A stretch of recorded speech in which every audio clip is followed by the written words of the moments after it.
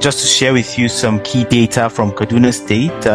Kaduna State is a state in Nigeria and is a home to over 10 million people, approximately.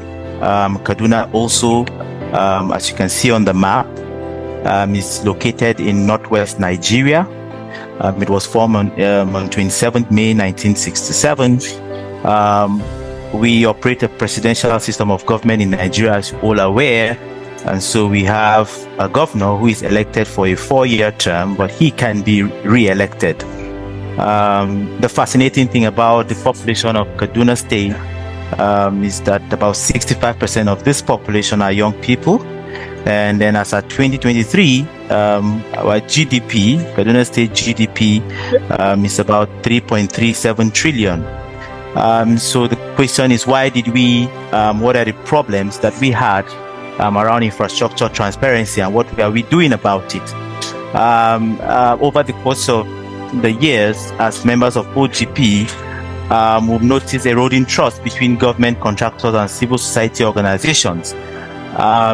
This has been evident in the relationship between government and civil society organizations. Also critical is for government is also civil society, who are the demand side of governance, have been complaining about non-availability of data at the right time, and government has not done sufficiently enough around disclosure and all of that. And so to fix this challenge, we had to embrace cost, and we joined cost mid-year 2023 so that we can improve on some of these challenges. And then to fix this challenge, what we did was to identify these opportunities. And then what we did first was to establish a tripartite platform. What we mean by that, now in Kaduna we had what we call a tripartite platform that requires the collaboration of government, civil society, and private sector as well. So we are currently working together.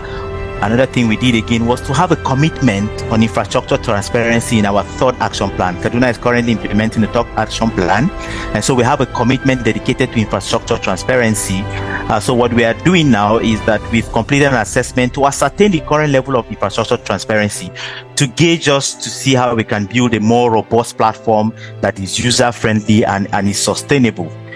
So what we have also done is to adopt, cost tools and standards to publish more infrastructure information for stakeholders use and understanding. We have what we call open contracting data standard, which is a simple platform that discloses procurement information, but we want to take it to another level, and that is why we also joined cost.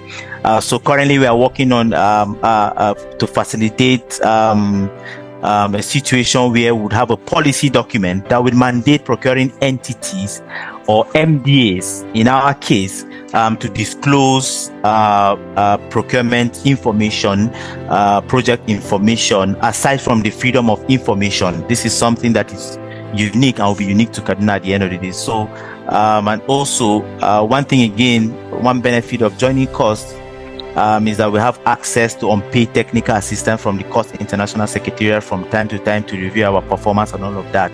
As member of course, you're supposed to